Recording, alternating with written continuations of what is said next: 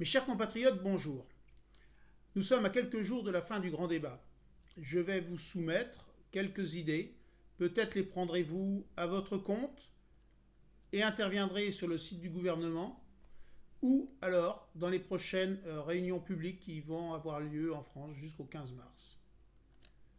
L'Europe dit que les pays de l'Union doivent être à moins de 3% de déficit du PIB. La façon logique pour les gouvernements de l'Union est de gérer le pays comme une entreprise, soit baisser la charge fixe, fonctionnaires et autres. L'autre solution, plus sociale bien sûr, serait le plein emploi. Mais un pays capitaliste doit avoir une épée de Damoclès à brandir, le chômage. Tu n'es pas content? Il y en a d'autres dehors qui ne demandent qu'à prendre ta place.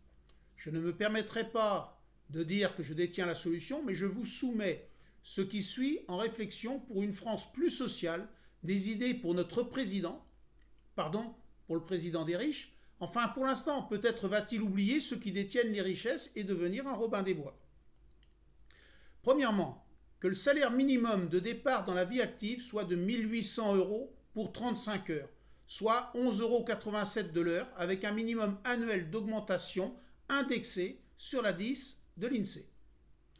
Deuxièmement, que les cotisations sociales calculées par rapport aux bénéfices de l'entreprise, cela permettra aux artisans qui sont très sollicités pour du travail et qui ne peuvent honorer la demande, d'embaucher sans pour autant crouler sous ce qu'ils appellent des charges patronales, qui sont en fait une solidarité pour les caisses de retraite, pour Pôle emploi, pour la CPAM.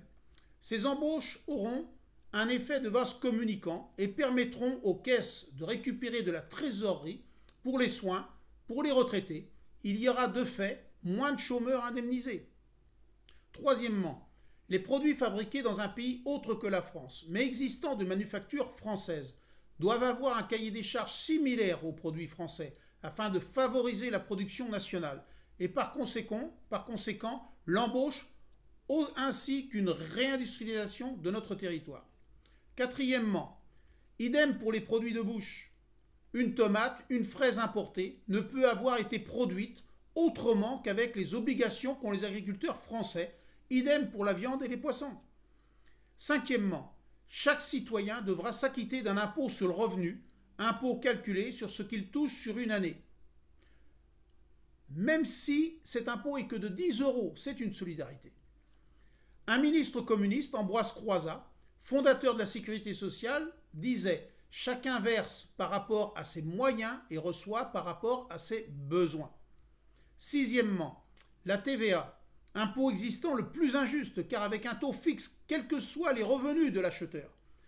Proposons à ce que celui-ci soit annulé ou passe à 6% pour le courant et à 2% sur les denrées alimentaires.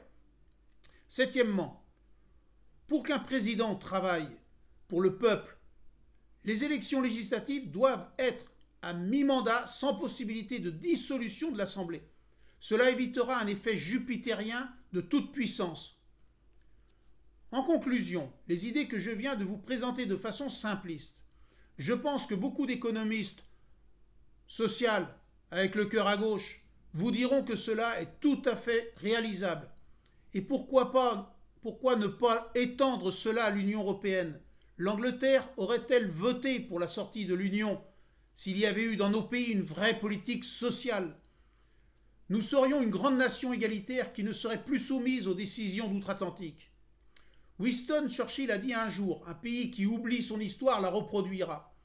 La richesse culturelle de notre pays existe par les différentes vagues migratoires que nous avons connues au cours des siècles, et plus particulièrement au cours du XXe siècle où nous avons eu besoin de main-d'œuvre étrangère pour reconstruire notre pays après les 2 guerres. En relançant le plein emploi, il y aura du travail pour énormément de monde. Alors imaginez si une vraie politique européenne égalitaire et sociale voyait le jour.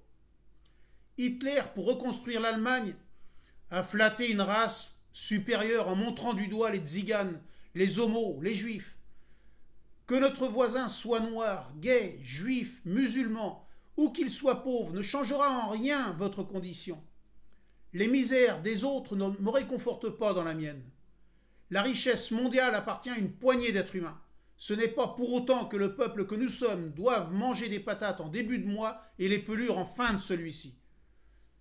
Mes chers compatriotes, faites le nécessaire. Battons-nous pour nous et pas contre nous comme ça se passe actuellement. Et que les journalistes, lors de rendu de sondage, puissent mettre la question qui a été posée aux sondés.